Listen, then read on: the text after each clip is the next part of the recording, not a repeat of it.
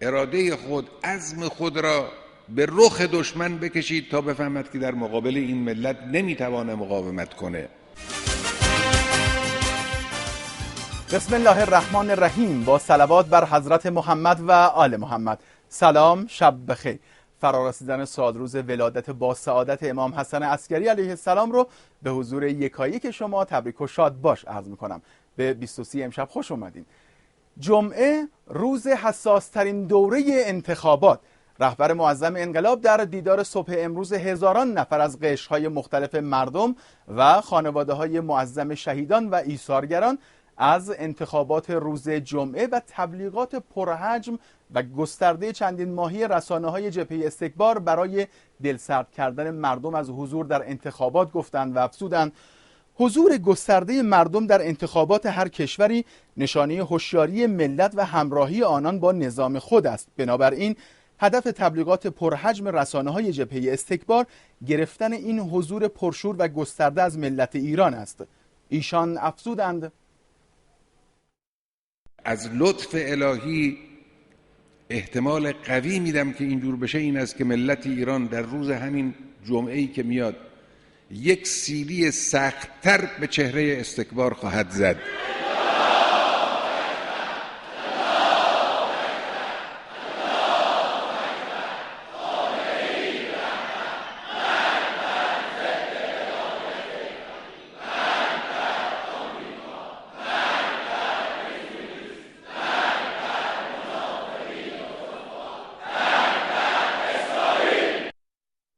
ایشان درباره تأثیرات حضور گسترده و پرشور مردم در انتخابات هم افزودند آنچه در انتخابات بسیار مهم است حضور گسترده مردم است، زیرا هرچه حضور مردم بیشتر باشد مجلسی تواناتر و شجاعتر و با پشتوانه محکم تشکیل خواهد شد و چنین مجلسی خواهد توانست صدای آحاد مردم را با قدرت به گوش دنیا برساند.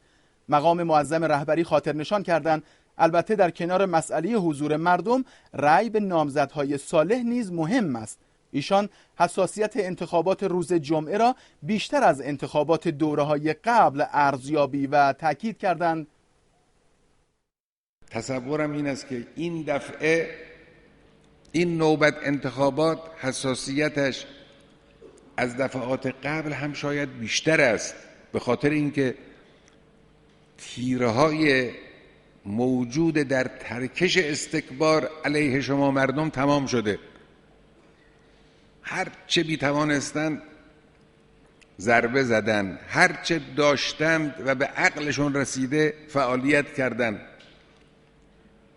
این تیرهای آخره، باید بایستید، باید به توفیق الهی، فضل الهی، اراده خود، عزم خود را به رخ دشمن بکشید تا بفهمد که در مقابل این ملت نمیتوانه مقاومت کنه.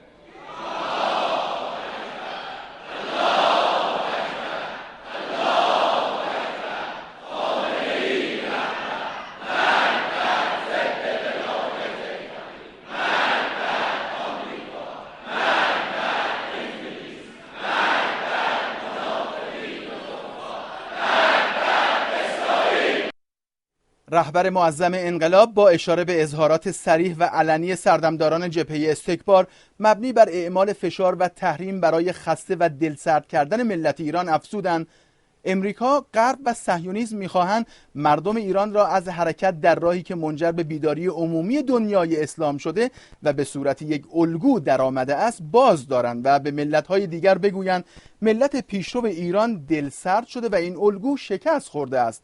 ایشان با اشاره به تظاهرات مردم اروپا بر ضد دولت‌های خود افزودند خوابی که دشمن برای ملت ایران دیده بود اکنون برای خودشان تعبیر شده و این پیروزی ملت ایران است.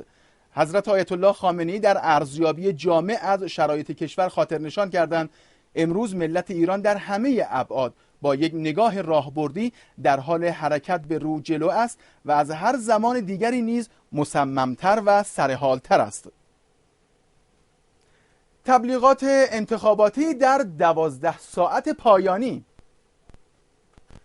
احتمالاً امشب هوادارای نامزدهای انتخاباتی خواب ندارن و از تمام توانشون استفاده میکنن تا تو این ساعتهای باقی مونده هر چی تو چنته دارن رو کنن.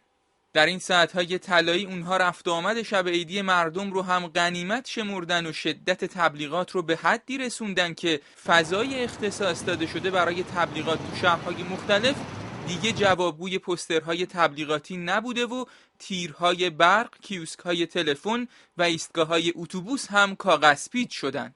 خیلی از نامزدها برای همین چند ساعت باقی مونده هم نشست‌های فشرده با طیف‌های مختلف مردم ترتیب دادن تا با طرح برنامه و دیدگاهشون بتونن رأی بیشتری برای خودشون جمع کنن. وزیر کشور از نامزدهای انتخاباتی و طرفداراشون خواسته در این ساعت‌های باقی مونده هم اخلاق انتخاباتی رو کنار نذارن و از چارچوب قانون خارج نشن. برای رأی دادن هم شناسنامه لازمه، هم کارت ملی. البته اگه کارت ملیتون گم شده و یا دم دست نیست، ثبت احوال برای روز انتخابات یه راهکار داره. این مساعدت رو اعمال کردیم که با مراجعه مردم به ادارات ثبت احوال در سراسر کشور بتوانند تاییدیه شماره ملی رو از ثبت احوال بگیرند و ارائه کنند به مامورینی که پای صندوق‌های رای حضور دارند. بحث‌های انتخاباتی این روزها از مرزهای کشور هم فراتر رفته. جدای از خبرهایی که در بعضی شبکه‌های خبری بین‌المللی از شور و حال و فضای انتخاباتی کشور منتشر میشه، بعضی‌ها هم فرسنگ‌ها دورتر از کشور به محاسبه فضای انتخاباتی ایران نشستن و تحلیل‌هایی دادن که شنیدنش برای تغییر ذائقه بد نیست.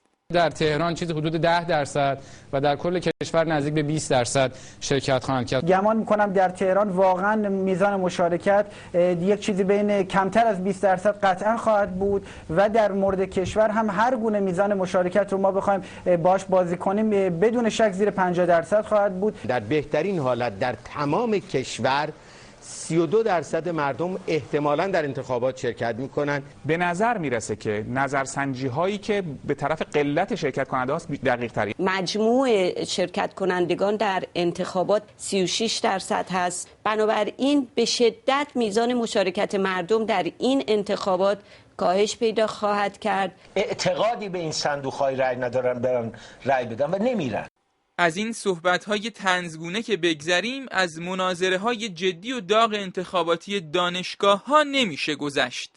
مناظره‌هایی که دانشجوها همیشه پای ثابتش هستن. یه سوال من دارم. شما که از قانون دم میزنید چرا شما در همین انتخابات قبل از اینکه تبلیغات شروع بشه تخلف انتخاباتی داشتید که زودتر از ما شروع رو تبلیغ کردید؟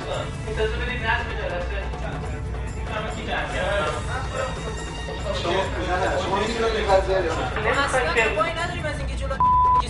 خب دیگه آوردیم شما مهمان آوردی سوال مهمان جان اونو داشتن ازش نه اصلا مبارشه نداشت شما حضور جلسه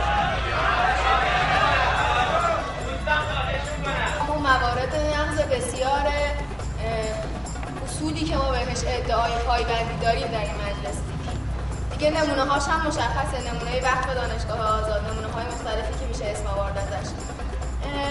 شما چه تضمینی میدید؟ به نظر شما اگه تفکر نماینده‌های مجلس ما همچین فکری باشه به نظر شما اصلا ایران پیشرفت میکنه یا نه؟ لطفاً سریع هم بفهمید اصطلاحات هست که اصولیه. حالا یه گروه سیاسی میاد بالاتر، یه گروه سیاسی میره پایین‌تر. یا یکی رأی میده، یکی رأی نمیده. ولی یه قسمتی که من فکر کنم خیلی مهم‌تره تمرین گفتگوه، تمرین آزاداندیشی. این لازم به مردم داده شده و اینکه بتونن به مجلس نهم یه به اصطلاح شکل حداکثری بدن تا این مجلس بتونه اصاله و به اصطلاح اصاله ملت باشه. مردم میشه از مجلس به مجلس نهم صریحاً اعلام بکنید. اگر خارج از نظامی چرا اومدید توی این سیکل انتخاباتی اومدید شما نماینده شدید؟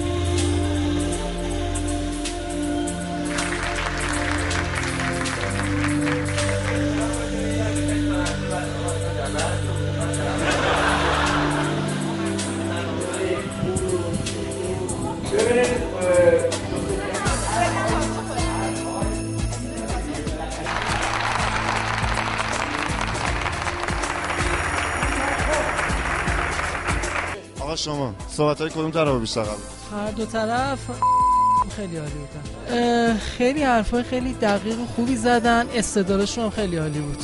آره مناظره خوب بودش، ولی فکر می‌کنم بالا باید بیشتر بشه تو دانشگاه‌ها چنین برنامه‌هایی. جواب قانع کننده‌ای ندادن، بیشتر به سفسطه و خندوندن حضار مشغول بودن. اگه میشه توی اون هیته‌ای که میگن صحبت کنن، صحبتایی که میکردن نسبتاً به اون چیزایی که تو ذهن و فکر من بود نزدیکتر بودش. لحن صحبت واسه من خیلی مهم بود. ایشون واقع گرایانه تر صحبت میکنه. یکشون که کاملا مشخص بود تفکر خوبی نداشت، پس مسلماً طرفدار اون نیست. یه انتقادی که داشتن به هر دو مناظره کننده این که بیشتر بیان در مورد خودشون، در مورد کارهایی که میخوان انجام بدن حرف بزنن، بیشتر در موقع دولت‌های حالا هر زمانی رو اومدن کوبیدن. اگر که خود با استدلالات بهتر و منطقی‌تر صحبت می‌کردن، به نظر من آرامششون رو حفظ می‌کردن، بهتر میتونست برگزار بشه. ستاد انتخابات کشور هم اطلاعیه داده و از هوادارای فهیم نامزدهای انتخاباتی خواسته از ساعت 8 صبح فردا دست از تبلیغات بکشن. ستاد این رو هم تاکید کرده که همراه داشتن هر گونه نماد تبلیغاتی کاندیدای خاص مثل عکس و بروشور در زمان حضور در شعب اخذ رأی غیر قانونیه. ادامه 23. مجوز دولت برای مرخصی 2 روز آخر سال کارمندا. روز دوشنبه 29 فروردین میشه، دولت تصمیم گرفت که روز شنبه و یکشنبه هر کدوم از کارکنان که مرخصی میخوان و برنامه‌ریزی میخوان بکنن برای تعطیلات عید، دستگاه‌ها بهشون مرخصی بدن. خبر بعدی معاون توسعه نیروی انسانی رئیس جمهور ابلاغ بخشنامه قانون تسهیلات اشتغال نیمه وقت بانوان و دورکاری اونا بود که طبق اون بانوان دارای فرزند زیر 7 سال در شهرستان‌ها میتونن با شرایطی پنجشنبه‌ها رو سر کار نرن. استانداری که برای سرکشی به بازار رفت و متخلفایی که به تور استاندار خوردن. من یه تعدادی روغن 4.5 کیلویی میخوام. چنده الان؟ اصلا نداری؟ کی میاری؟ تکی میدی فقط 11 و 300. یکی 2 تا. چرا؟ الان مغازه دارا بیان نداری بهشون بدی؟ خب این دیلو شش شماست که میگه ندارم. خب بری باش برخورد کنید، حواله گرفته چیکار کرده که میگه ندارم؟ روغنا رو دارم میبینم دیگه. خب نه این همین مغازه است. من دارم میگیرم. خب ببینم همین مغازه بود یا نه. الان هم ببندید در مغازه. تا اطلاع ثانوی فعلا پلم میشه. دفعه این کارو بکنه من قفلش میکنم، دیگه نمیذارم بازش کنه. مرغ که بلدم تامین کنم تو استان که. این اینجوری این خیانت به مردم میکنه. اون وقت حتی هم بهش میگی بالا چش ابروه، قیمت درست بفروش، در پشتارشو قفل کنه. شروع جلسه مسئولان عالی قضایی با مهمترین موضوع کشور. در این مقطع خاص تاریخی و در این پیچ مهم تاریخی و سرنوشت‌ساز کشور ما، حمایت از نظام و شرکت در سرنوشت و اصرار بر آرا و انگیزه های صحیح نظام یک حق و یک وظیفه است. دیپلماسی الاکلنگی امریکا در برابر ایران هسته‌ای. کمیته روابط خارجی مجلس سنای آمریکا دیشب هیلاری کلینتون رو پای جلسه کشونده تا آخرین موضع دستگاه دیپلماسی کشور رو در قبال انرژی هسته‌ای ایران از زبون وزیر خارجه اوباما بشنوه.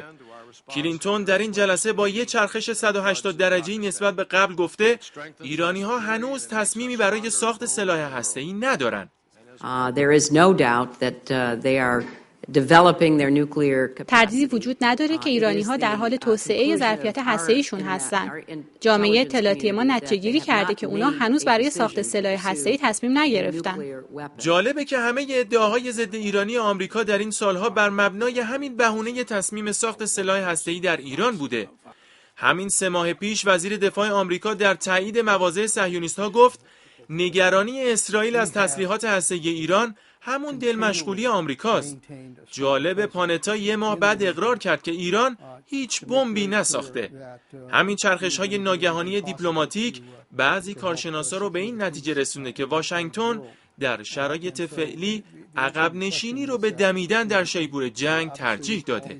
يقرأ محللون تصريحات وزارة الخارجية الأمريكية. تحلیلگران میگن گزارش اخیر وزارت خارجه آمریکا به معنی عقب نشینی واشنگتن در برابر ایرانه. ربما يبدو بأنه تراجع في الموقع. میشه اینطور برداشت کرد، به ویژه که بیشتر سازمان‌های اطلاعاتی آمریکا در گزارششون میگن دلیلی وجود نداره که ایران تصمیم گرفته باشه سلاح هسته‌ای تولید کنه. صحبت‌های متفاوت کلینتون تنها خبر مهم جلسه دیشب در سنای آمریکا نبود. لوگر نماینده سنا هم حرفای شنیدنی داشت.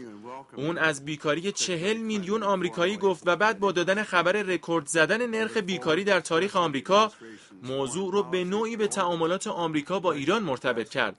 مسئله بازی نفتی غرب و تبعات پاسخ ایران به این بازی.